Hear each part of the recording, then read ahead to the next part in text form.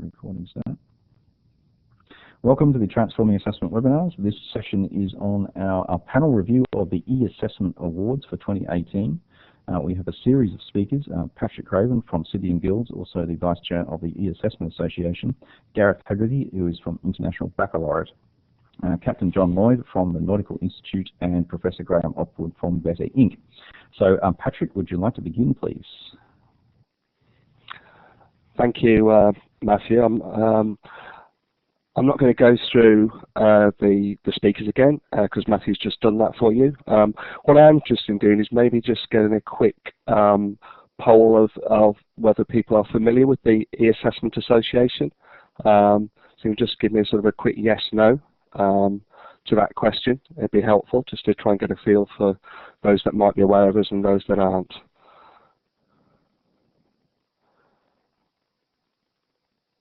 That's great, thank you. Thank you. Which is really useful actually, because it looks as though a lot of the audience probably aren't that familiar with the association itself. We're a professional body made up of, it's free to subscribe as an individual member. We've got just over 1,300 individual members. There's 16 board members, which again is a voluntary process, and we have 17 sponsor organisations drawn from academics, education training institutions, technology providers themselves, and also some larger corporate organisations. And as an association, we run various events, produce papers, special interest groups, case studies and blogs. The website address is on that slide down at the bottom, so I would encourage people who have an interest in technology and assessment, I guess the fusion of those things, to become members and become involved in the sort of work that we do. The purpose of this presentation is just to showcase for you some of the awards that we run. We've chosen 3 of the winners. Primarily what we try and do is promote the sort of positive contribution that technology can make to all forms of assessment. And we try to showcase there the sort of the best practice. So the 2019 awards will be open for entries from October, so please keep a lookout for that. We have applications worldwide. So this last year we had them from a variety of places, which you'll see from some of the submissions, but also from North, South America, Asia, etc., Australia, and across Europe. The 7 categories. The winners are normally announced at the gala dinner in London in April. So again, people might be interested if they want to become part of judging panels as well. Please express an interest into the website of the association if you are interested in that. And I'm sure that there are many very interesting entries that perhaps we don't always get sight of. So it's a good chance, I think, to showcase the best that happens with the assessment. I think the other important aspect to remember about the awards themselves is that one of the things that we're very keen to promote is examples of good practice where people can see and start to see some tangible output from the intervention, which I think is always very helpful in terms of its, exposing why assessment is a useful tool to use within learning and education. So the 7 categories are Best Summative Assessment, which this year was won by the International Baccalaureate, and Gareth will be speaking to that. Best Use of Formative Assessment was won by a combination of FRETA and the Luxembourg Ministry of Education. Best Research this year was won by a combination of Trinity College London and Lancaster University. The Best Excellence in Export award was won by the Nautical Institute, and John will be talking to that later. Best Transformational Project was won by FRETA for the Assessment for Learning programme, and again we'll be hearing more about that from Graham. The Best Innovation award was won, interesting enough, by Innovate Awarding, and we also have a Lifetime Contribution award, which this year was won by Angela, who's a senior researcher at CITO. People might be familiar with CITO, who are based in the Netherlands.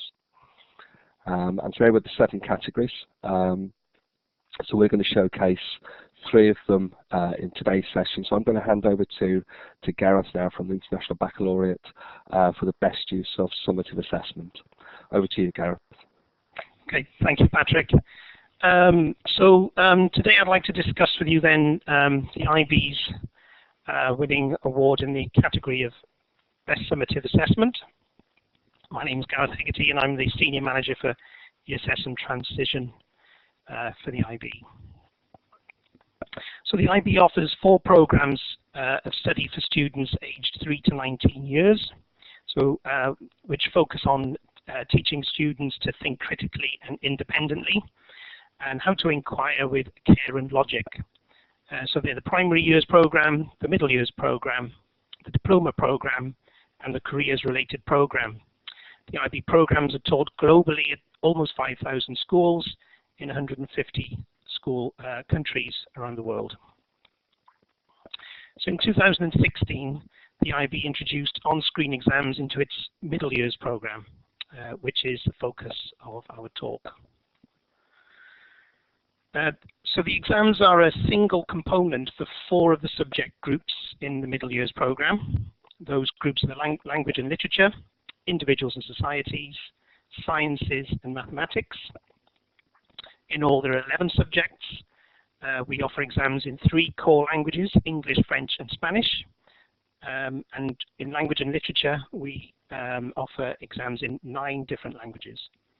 So an exam is designed to, we also have another exam which is designed to test interdisciplinary understanding, which asks students to look at a series of issues from at least 2 viewpoints.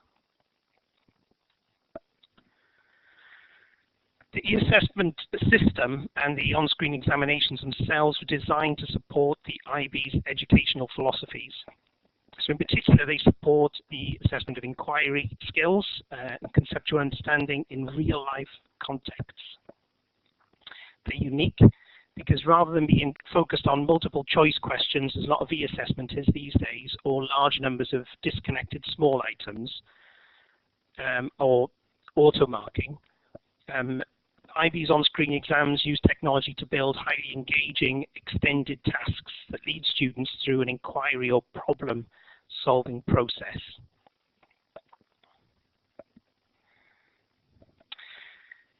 The exams make extensive use of multimedia. This can be image cascades, video, or animations. Typically, we use media to set a scene or the background to an issue to be explored.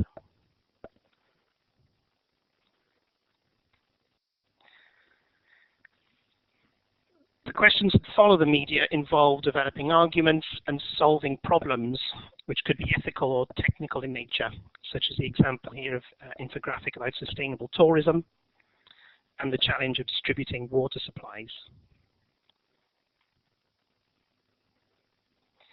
To support inquiry, tools are used to take measurements and to see what happens when you change the variables in a simulation.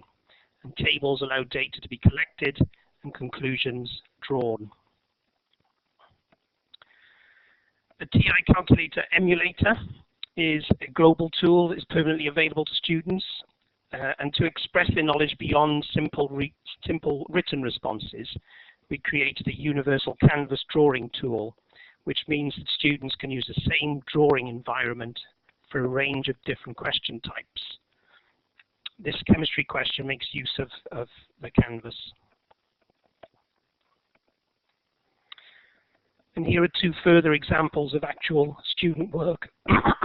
So here, students are not just being awarded marks for knowledge and understanding, but also for communication, which is why we developed this style of response.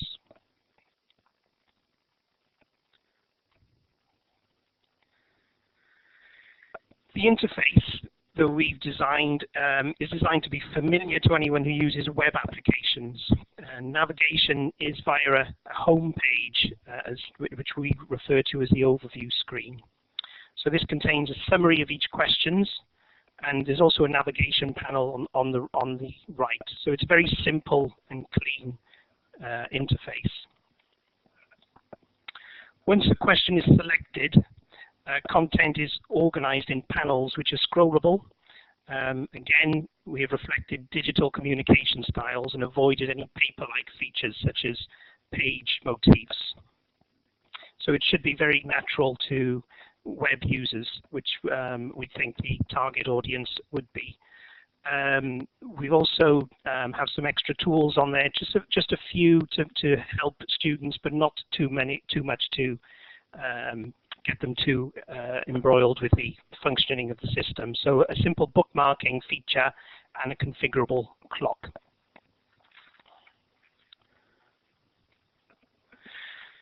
So because they're rich content files, one challenge is delivering that content to schools.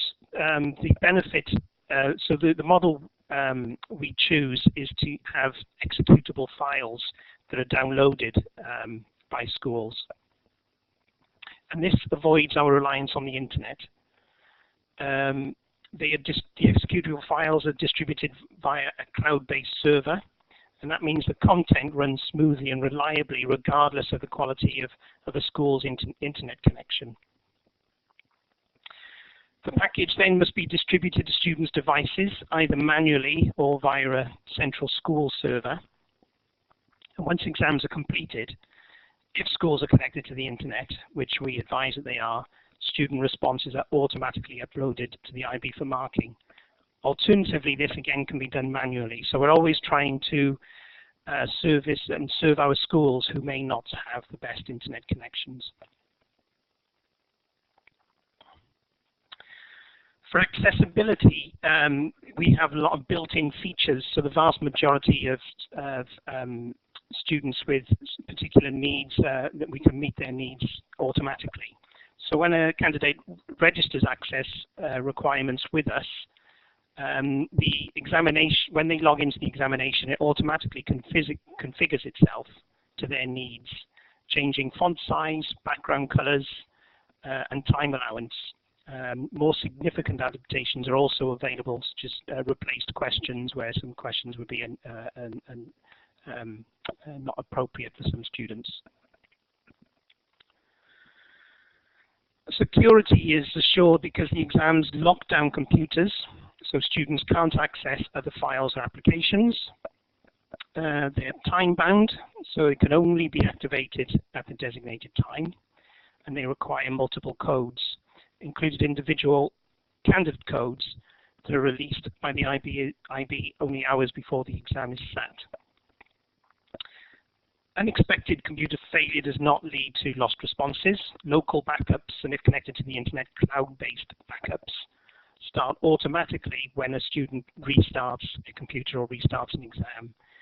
But the cloud-based backups, it automatically reinstates itself to where the student left off, even if you start on a completely different machine. So to help students, we also have a bring your own device approach. This makes guaranteeing faultless functionality extremely difficult because we're not completely in control of the environment the exams run on. But we achieve this by asking schools to ensure they use our compatibility checkers, practice with specimen exams, and ensure some simple settings are followed on their machines.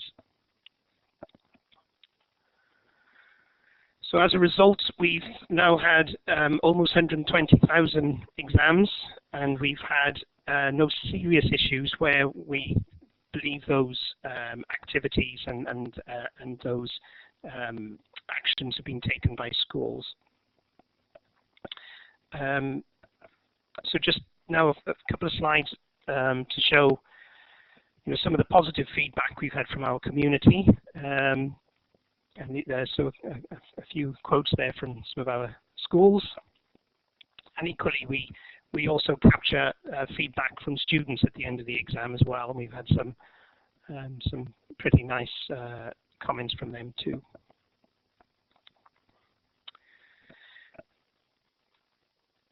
So that's the end of my talk. I just want to make sure I thank all of our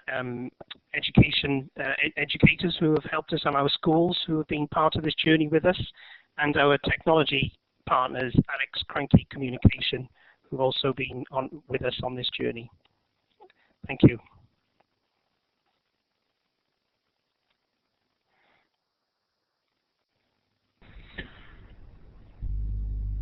Okay, thank you, Gareth. My name's John Lloyd. I'm the Chief Executive at the Nautical Institute, and we were winners of the Excellence in Export in the Assessments Awards. And what I want to do is tell you a little bit about that process that we went through and why we wanted to introduce e-assessments to our community. Our organisation looks after qualifications for maritime professionals, those in control of seagoing ships. And we had for a number of years been running a paper-based assessment, probably for about 3 years following a failed attempt with online assessment. So we were keen to reinstigate that. And our key challenge was the nature of the international community that we serve, and I'll tell you more about that in a moment. So to get this underway, we started working with our technical providers, TestReach, in 2015. Just to provide a little bit of context to what we were doing and why we were doing it, the qualification that we run on a global basis is for what we call dynamic positioning vessels. They're ships and oil rigs and drilling ships and so on, which have to stay geographically stationary while they drill holes in the seabed or while they maneuver close to each other to transfer cargo, stores or people.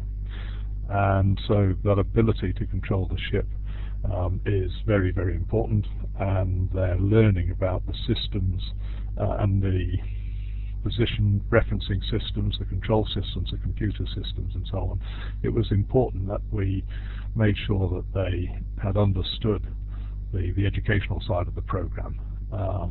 Clearly mistakes in those sorts of environments are likely to be very dangerous and very expensive, particularly if pollution was involved. So that was why it was important to us. And of course, because we were dealing with this global community, we needed to find something that was sufficiently robust and reliable at any time of the day or night in the UK, because we were working around the clock around the globe. And those training centres would establish their own time window for the assessment to take place. The other thing we wanted to do was to make sure that we had as little administration as possible. And to do that, we wanted the NI, in that is the Nautical Institute, we wanted the results of the examination to feed directly into our customer relationship mechanisms, so that we had those records permanently in our own systems and not be dependent to refer back to the training centres in due course. With the introduction of the e-assessments, we did manage to reduce what was a substantial data transfer and confirmation of marking procedure that was in place from the administration team, having to do that manually before. And we started off with one, and then we moved to a second assessment, and now we're running 5 different assessments. So that confidence that we built up in terms of delivering the program enabled us to scale up quite significantly. When I talk about a global distribution, well, these pictures just give an indication of that. We have 95 active centres at the moment. And you can see that they're going all the way from a fairly heavy concentration in Europe, but all the way down to Australia, New Zealand, through Southeast Asia, the Middle East, including India, a couple in Africa, and then across to the States. Obviously a lot of oil and gas interest in the States, and in Brazil as well. So we're talking about multiple nationalities, multiple locations. And that's why we had to be sure that the system itself was going to be robust enough. I would say that we deliberately chose a model that required the internet access, and there is a capability of the system to do a download and so on. But for the moment, we've chosen not to use that. So the system is dependent on good internet access. In terms of the nations that we deal with, we have seen a migration in terms of the key activities, moving from what we would call traditional developed nations, I suppose, in 2006 to a wider source of seafarer manpower through other nations, and you can see the measure there in 2017.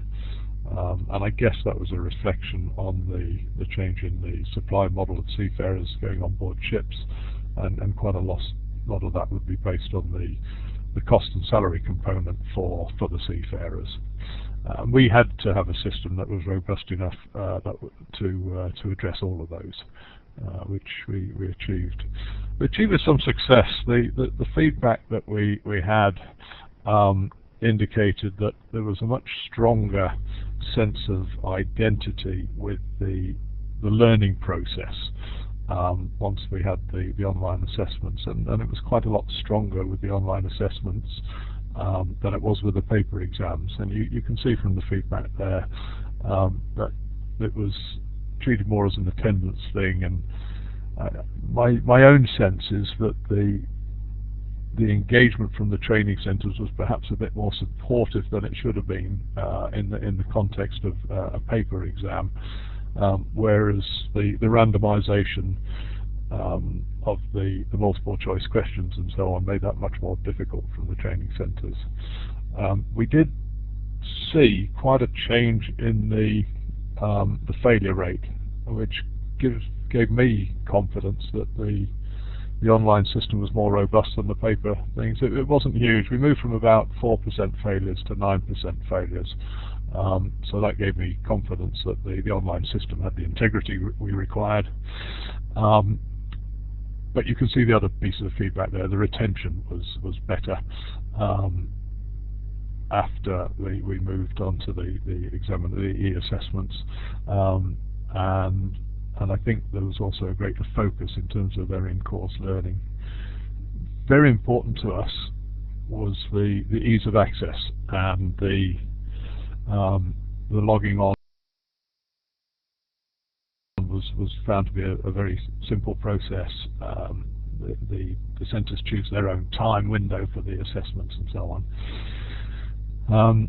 And also the data capture. We can find the assessment of information. We can find which parts of the syllabus might not have been taught well. We can see any questions if they're answered significantly incorrectly by multiple candidates.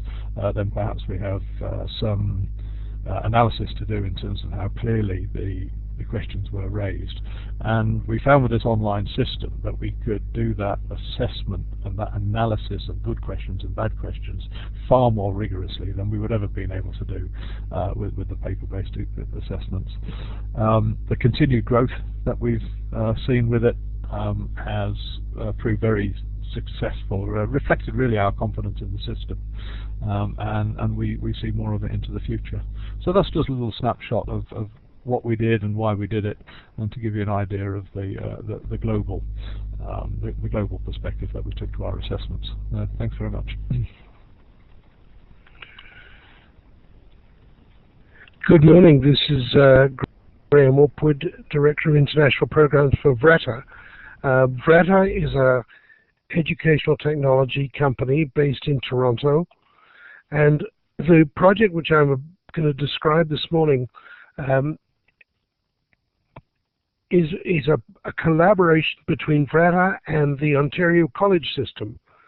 Now, in Ontario, as well as universities, there is a substantial system of colleges which are a mix of further education institutions and polytechnics. They enroll something like 40% of the post-secondary population in Ontario. About 100,000 students per year will be enrolled in the 24 colleges. The project I'm about describing this morning arose from a system where students were taking maths in first semester of their college program, but failing in fairly large numbers.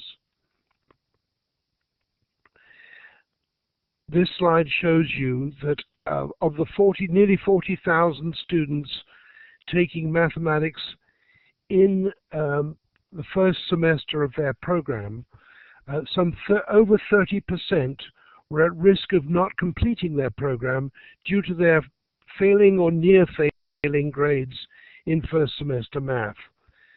This has been a project that we've been doing research into for a large number of years. And the colleges are very concerned, both from themselves and from the perspective of their students.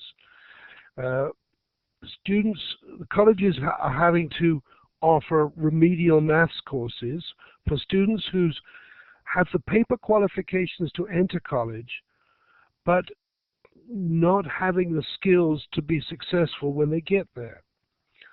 These remedial maths courses are not funded by the government because they are not considered to be college courses, which means that the students have to pay extra fees for them, and the colleges lose money delivering them. So on a financial point of view, they were a matter of concern. But more than that, they were concerned because here was a third of all the students, as you can see from the figures here, some 12,000 students a year, were not being successful. And this was causing the deans of technology and the vice presidents academic a lot of concern. Most colleges responded to that by offering these remedial courses, and they used to have paper and pencil placement tests for new students going into college. Unfortunately, the 24 colleges had 24 different systems for dealing with these students coming in, which left the secondary schools in considerable confusion as to what the colleges really wanted. Some of the colleges bought in proprietary tests from the US. Some had developed their own paper and pencil test many years before and used the same test year after year. The content varied from one college to the next. And there was overall a sense of nobody knows what the colleges expect students to be able to know and be able to do in maths when they arrive at college. So the colleges decided that they needed to have a unified approach to this and develop a single assessment for students coming into college. And at this point, they set up a special project, of which I was involved with, and we hired an e-technology, educational technology company from Toronto with a special focus in mathematics, namely Vreta, to work with us as a partner.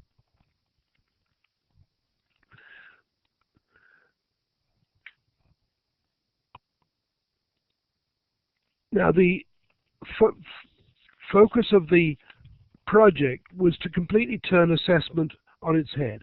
Instead of being an administrative tool for colleges to place students in one course or another, we decided that the purpose of the assessment should be to promote student learning. And so we recast our whole approach to assessment onto the student and how do we help the student achieve what they needed to achieve to be successful.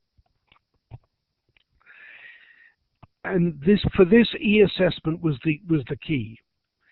We created a diagnostic assessment that would identify for every single student the skills that they required to master. We developed an assessment framework.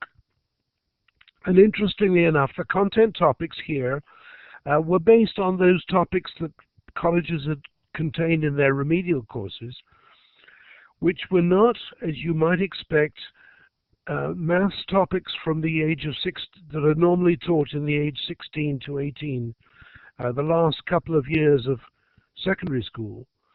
They were, in fact, content topics drawn from primary school mathematics from many years before, which students had not really learned properly.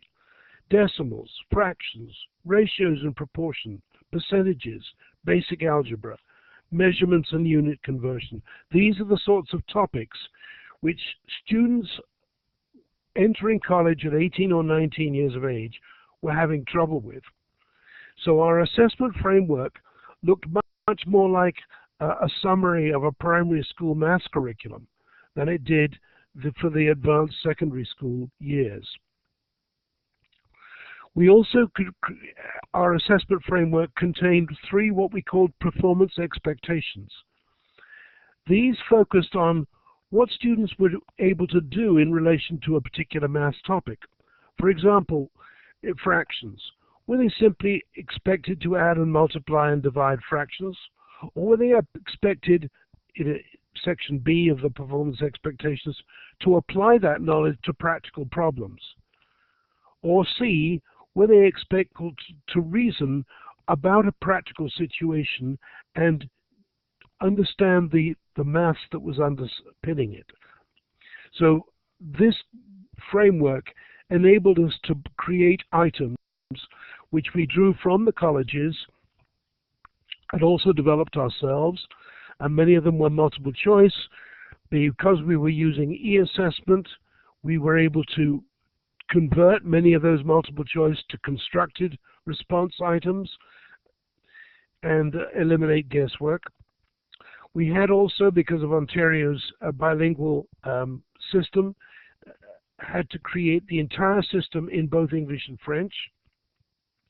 These items were tested in secondary schools and validated psychometrically, and then creating a test design which enabled us to deliver a unique test to every test taker, which was going to be equivalent to every other test taker. The tests were long enough. I had a sufficient number of test items to make the diagnostic judgments that we were trying to make between achievement in the 9 topics, but also short enough to complete in a reasonable length of time. While the topics were very, very basic maths, the bar for achievement was very, very high.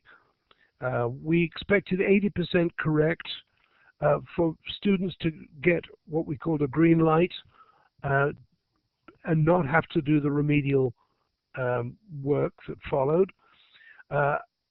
Between 60 and 80%, they received an amber light, which recommended that they take the remedial courses, and below 60% achievement, they got a red light which said you must achieve the remedial courses.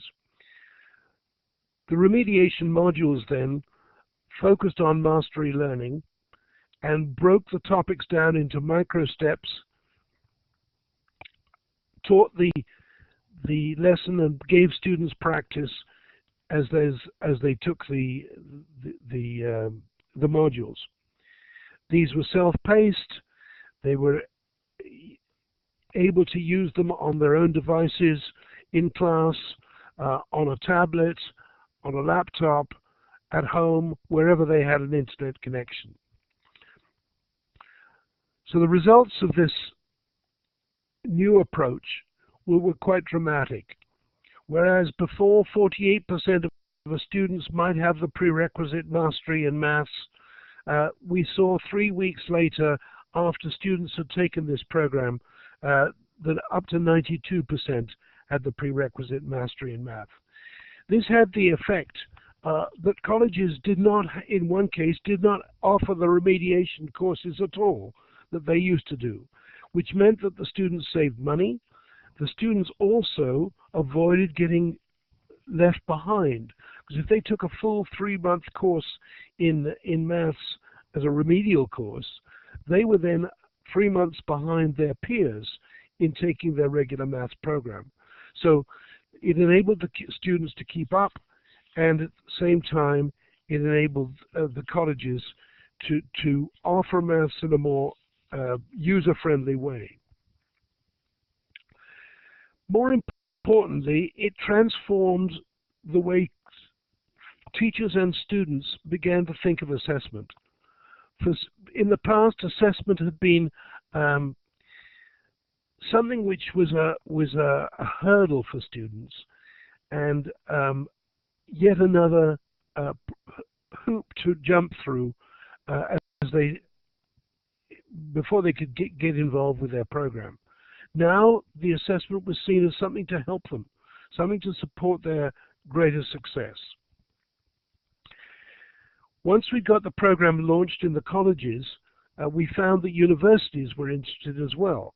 Particularly two examples. The business school of one university said this is a problem that they found they had, and so could they use this program as well. And the Faculty of Education at another university found that many of their primary school teacher candidates were very, very weak in maths and had very little confidence in maths. One even said that the first class of each year, there were students in tears as they contemplated the prospect of having to teach maths a year later, and they had such little confidence in it. So they have started using this program, now called Elevate My Maths, for those students. Since then, we've also had corporations who've come to us who've said, we find it's impossible to train our employees adequately because of their fundamental maths. For example, in the financial services industry, there are employees selling mortgages who really don't have a concept of percentages and simple interest. So we're beginning to see the need for Elevate My Maths type program in more and more areas of education. And we're also, it started in Ontario in Canada, it's now being used across Canada, in the States, and very recently we've started work in the UK and Western Europe. Thank you very much. Patrick, it's back to you. Thank you very much, Graham. I'm just going to finish up the session just to remind people just a little bit about the Assessment Association. Free to register there at the link you can see. We've got a LinkedIn group, and please feel free to add to the discussions beyond these presentations. Please also spread the word about the awards program itself, and I'll be very welcome to make any entries yourself based on some of the things that you've seen and heard. And also always interested to hear nominations for the Lifetime Contribution Award and to sort of spread best practice within the industry. And please also get in touch there with the email address if you've got ideas for posts, blogs, etc., case studies, and follow us on Twitter.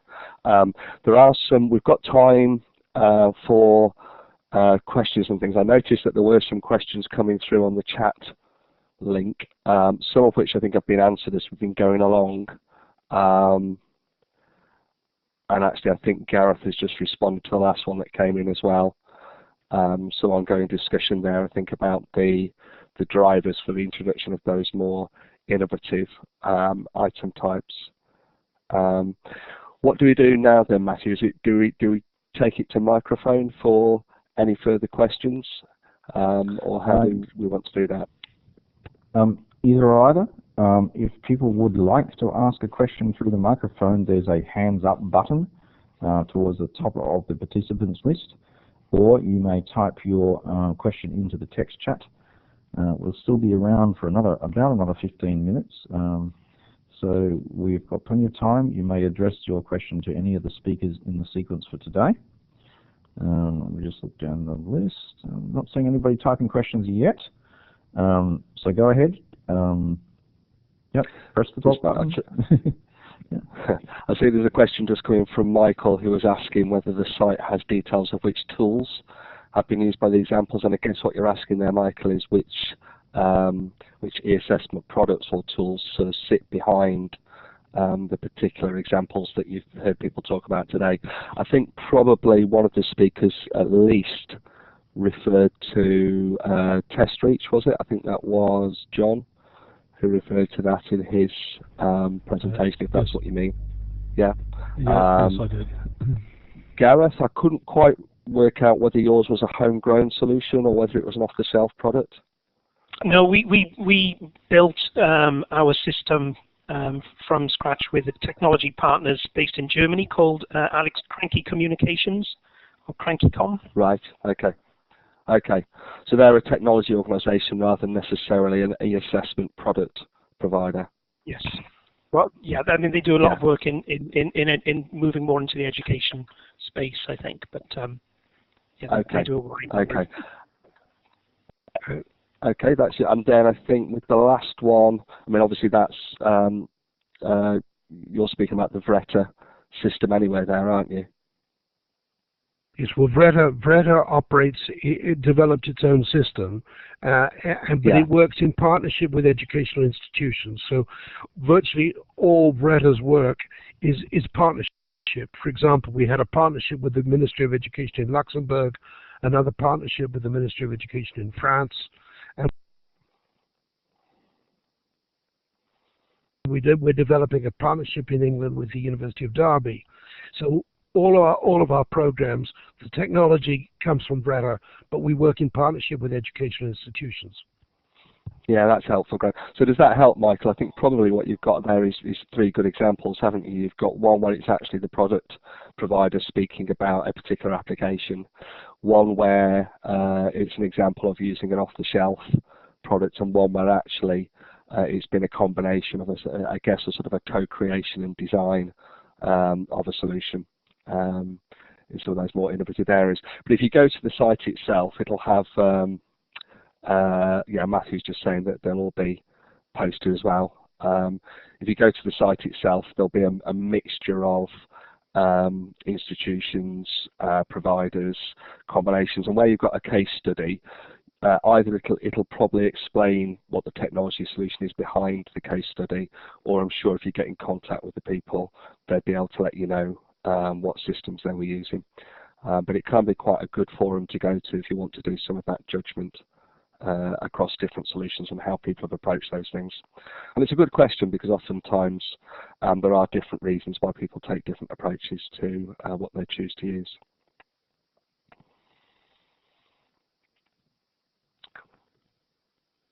Any other questions at the moment about the presentations?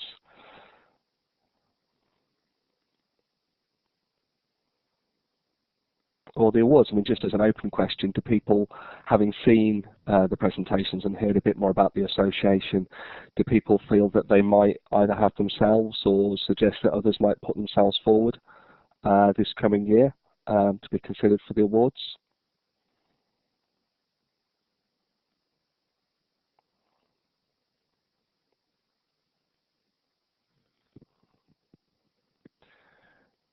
No immediate response to that, so I assume people are still thinking about there is some people typing. Yeah. You can see, if you scroll up and down, some little copy icons.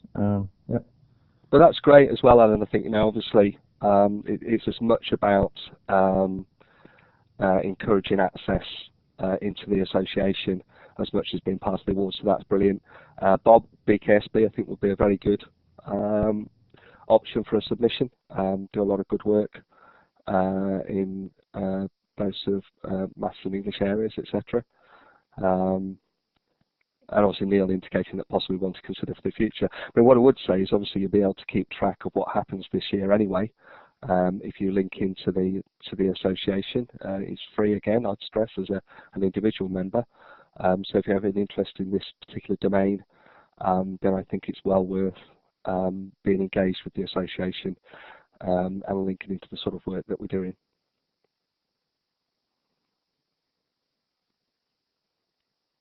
Okay, thank you, Michael. Anything else from any of the speakers? Is there any other questions? Yeah. Okay, so what I'd like to say is thank you for the speakers. It's been an interesting session to get insight of what's going on in particularly the European and / North American markets. Down in Australia, we can be a bit isolated, and whilst we have a somewhat vibrant, local e-assessment scene down here, making connections internationally is always good, and I'll be very happy to host another version of this webinar perhaps next year, looking at the 2019 e-assessment awards if you guys are interested. it's good to spread into different time zones. No, we'd be delighted to do that, Matthew. Thank you. All right, we'll be in touch in due course. There's probably quite a bit of work in the Australasian region on innovative e-assessment systems that probably should consider putting in an award as well. But I think the e-assessment association is probably not really well known in Australasia, so I would encourage you to promote more down under. It seems like a good idea for connecting people together. So no, I think sign up. Yeah, no, it's a good point, and I think it is something that we're thinking about how we manage to extend our reach more than we do. I don't know whether anybody's involved in the ATP conferences. The European conference this year is in Athens, and we will have a slot at that again. And the European event does actually tend to attract a mixture of European, American, and Australasia delegates. So although it's more broadly aimed at assessment rather than e-assessment, there's, as you would imagine in this day and age, there's quite a lot of technology-related submissions and topics that are spoken about at that conference. But we definitely will give some thought to how we get wider reach of awareness of the association. And we might be picking our brains on that as well, Matthew, if we can. Yeah, I was going to suggest Baccalaureate, which is the Australasian Society for Computers in Tertiary Learning. It's everything in the e-learning, e-assessment, all of this sort of stuff. I go to that conference pretty regularly.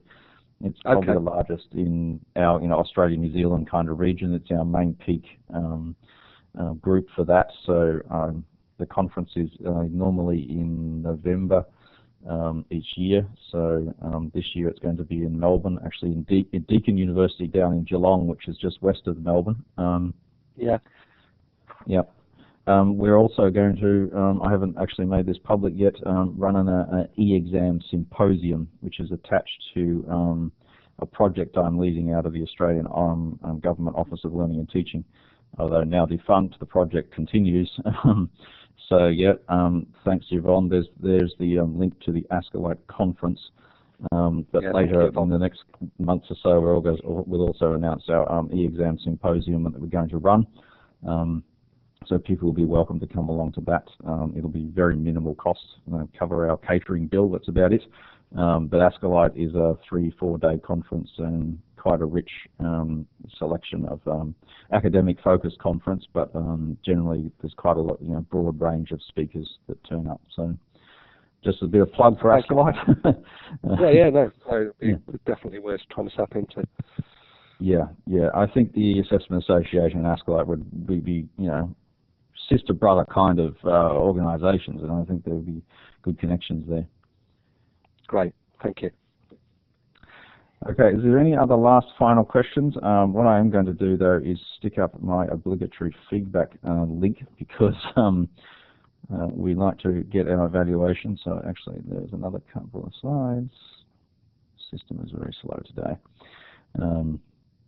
Okay, there's the thank you slide for the Assessment Association, and the next slide will be our final branding, and there's the link to the feedback. The link on the slide is in fact active in this case, or click the one in the text chat.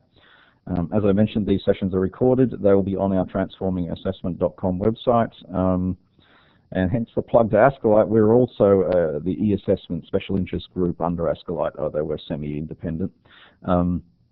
Our website has recordings from probably eight years worth of monthly webinars, so there's 80 plus sessions there. So please have a look through. If there are people out there that are interested in doing presentations on e-assessment innovations that they have themselves developed or have had a lot of projects on, get in touch. We'll be interested in hosting people to give webinars in 2019. Our program is full for this year, but next year we're certainly interested in hearing more about stuff around the world. So thank you very much all. We'll be back again in a month's time for another webinar. I really should remember what my next webinar is going to be. It's on our website anyway, assessment.com. Can't type and speak at the same time. That's pretty bad, isn't it? Gosh, where are we? Sorry, I'm busy typing another thing. Okay, so we've got, that's right, a panel review from the Assessment in Higher Education group in the UK. That's another conference that that's regular in the UK as well. So those of you in Europe, 28th of June, there's going to be a one-day kind of interim event. So Assessment in Higher Education runs generally every 2 years, but they're having a mid-cycle, if you like, day, 28th of June, Manchester. Assessment in Higher Education Conference. Just look it up on Google. You'll be able to find links to it.